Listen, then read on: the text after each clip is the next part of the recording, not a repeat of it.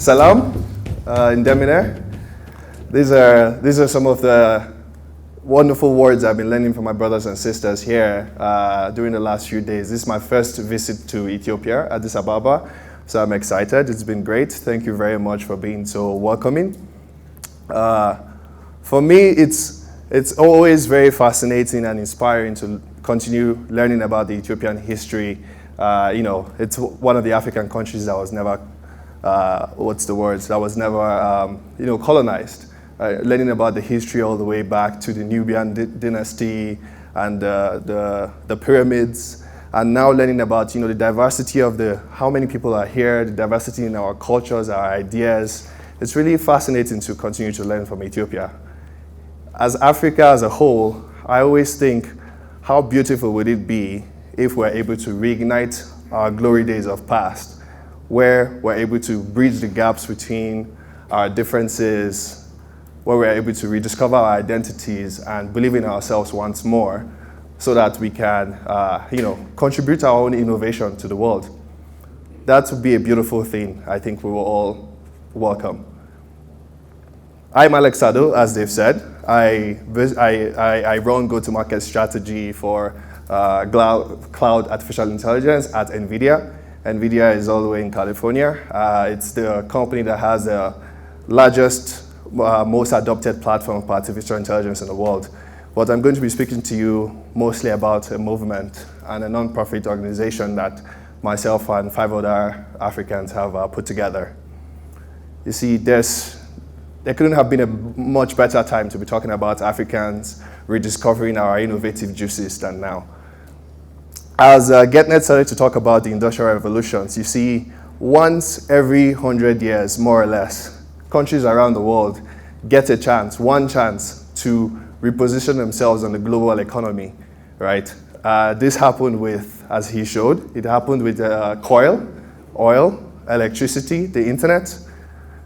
And once this repositioning happens, these countries enjoy wealth creation and influence for a period of roughly 20 to 30 years, right? And what's now very interesting is the next one is very close by. Don't be surprised in the next 5 to 10 years, there will be a huge reshuffling of these countries of the entire world based on the next industrial revolution, which, as we're saying, is the artificial intelligence revolution. And this revolution is going to be very different from the other ones. Now, I'll take a chance to describe artificial intelligence in my own way, how I simplify it. I say artificial intelligence is nothing but a tool that gives us, the people, a power to make decisions, more accurate decisions, faster, sometimes thousands of times faster than before, and sometimes decisions that we could never even answer before now. It's able to do this because it reduces guessing in the game when you're making decisions. It reduces looking for the most senior person in the room to answer a question instead of thinking about the answer. It does this because it looks at the past, it looks at experience, it looks at data, and it uses that data to figure out what the answer should be. And it happens, like I said, thousands of times faster because it's running on some of the most powerful supercomputers in the world.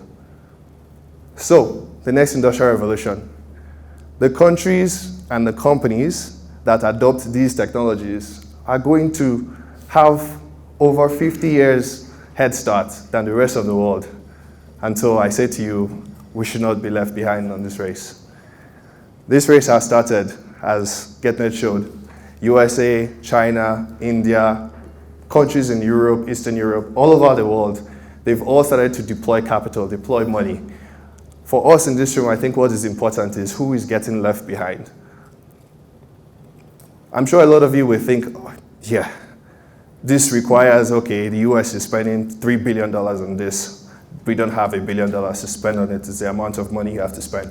But this is the first industrial revolution that is actually based more on the brain capacity, the capacity to innovate, a capacity that we have very strongly in Africa. And so being left behind is actually more a factor of a willingness to participate in this revolution. And so given that, now let's examine what groups are really getting left behind in the world. 2 big groups I'll call out are, first, women across the world are being left behind. Black people, Africans around the entire world are being left behind. And the effects can be very devastating. I'll describe this in using three themes. I'll talk about product, business, and people. In terms of product, let's think of an AI application as, okay, you have an app on your phone that can detect, it can look at 6 animals and tell you that one of them is a cat, right?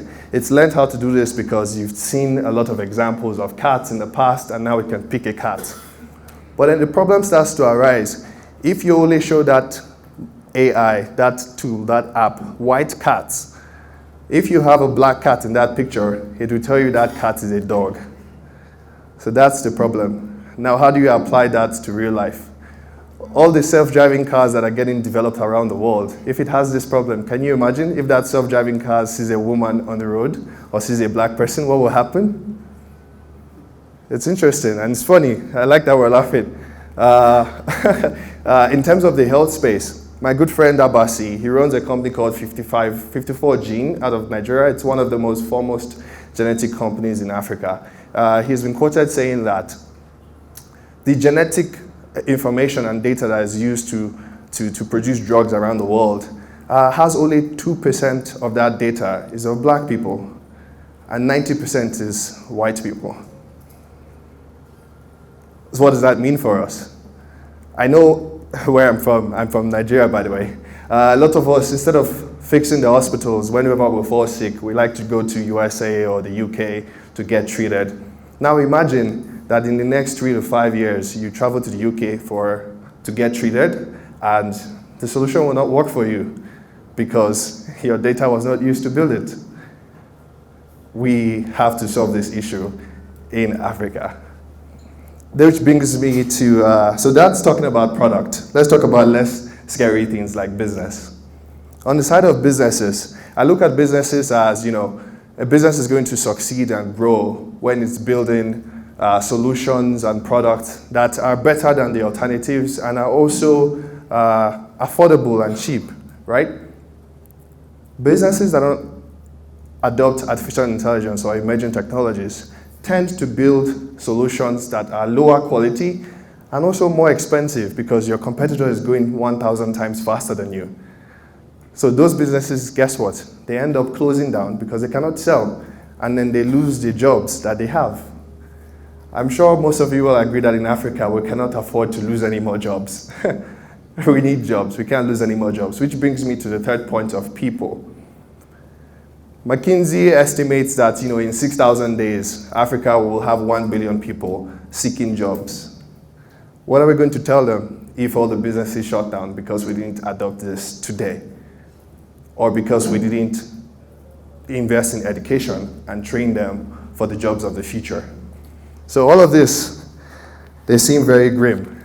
Where do we move? I'll encourage you all to fear not. There's a path forward. And that path involves people, involves all of us in the room. We can all start now to tell our own AI story. We can start now to start training our engineers to build these products of the future. That's what we should be thinking about.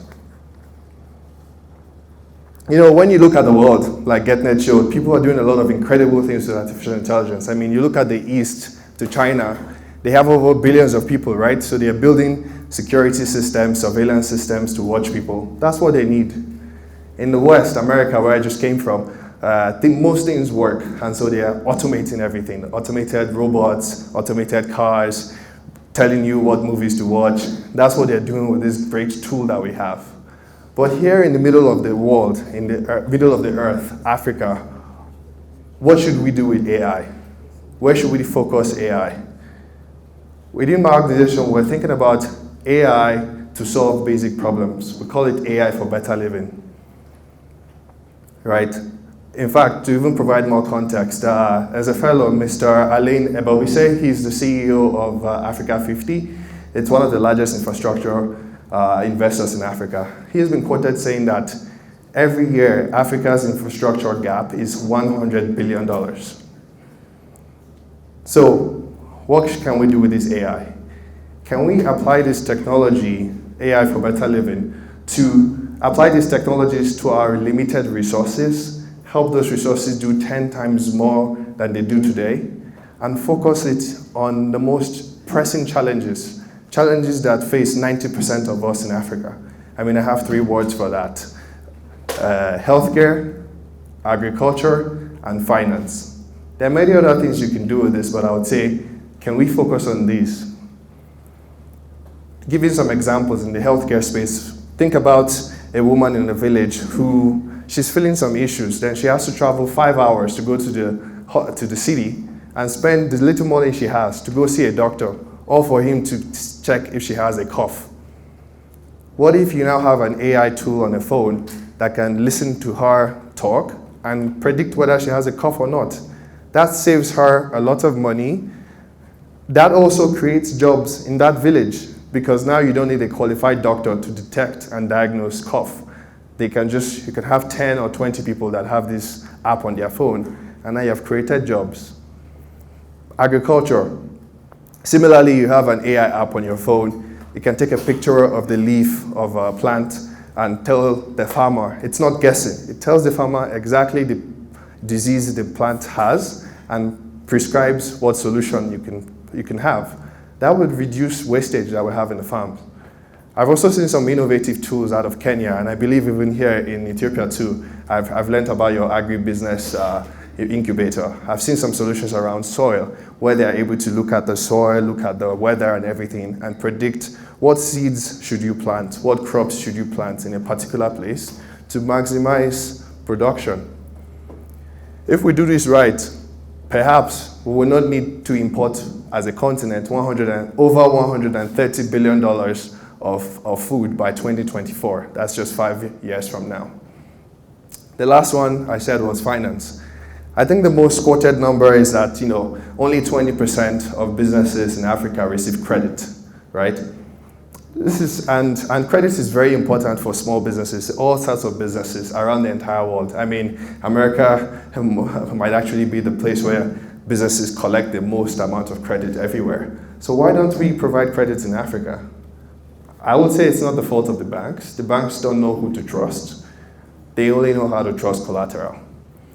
But with machine learning and different types of AI, we are already seeing African startups using data and algorithms to help banks and loan providers know how to better trust people, know who to trust, and provide more loans to small businesses. And those loans help those businesses grow and help those businesses employ more people.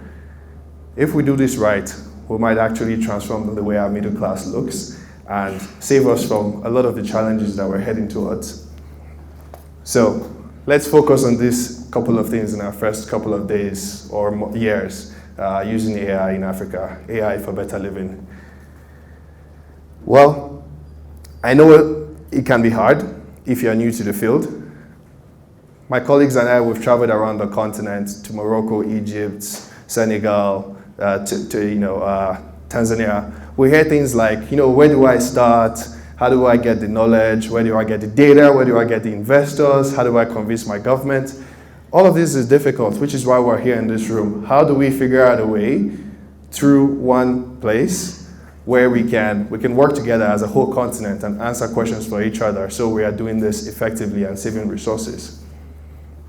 I mean, I myself, what I've chosen to do is I reached out to past colleagues, African colleagues in different parts of the world. For example, my buddy in New York, who he leads research at Harvard, trying to find superconductive materials to discover these materials for the future. Another colleague in South Africa, she's a nuclear scientist, experimenting to find the cures for cancer. And we came together and we put together this nonprofit I talked about, Alliance for Africa's Intelligence, to help us Africans for decades to come adopt important and emerging technologies, even faster than the rest of the world. With this platform so far, A for AI, at the moment we have over 150 registered members. We've listed around 65 AI startups across the whole continent, the 4 corners of it. And we've also listed 15 training partners who, on their own, collectively last year, trained over 30,000 people on the continent. I mean, I know Africa is over a billion people, and so 30,000 seems like a small number, but still is impressive because not many people even know that is happening. So it's good to call out those efforts and see how we can call on those folks, plug them into the central system, and see how they can help drive further development. I mean, ICOG Labs in Ethiopia is a perfect example of this, right? And so the important thing is, well, A for AI, I can describe it as two things, a hub and a gateway. A hub for innovators to find what they need to succeed and continue improving lives. Find partners, find employees, find data, find information on the latest and greatest technology across the world so they can use it, and find partnerships across borders.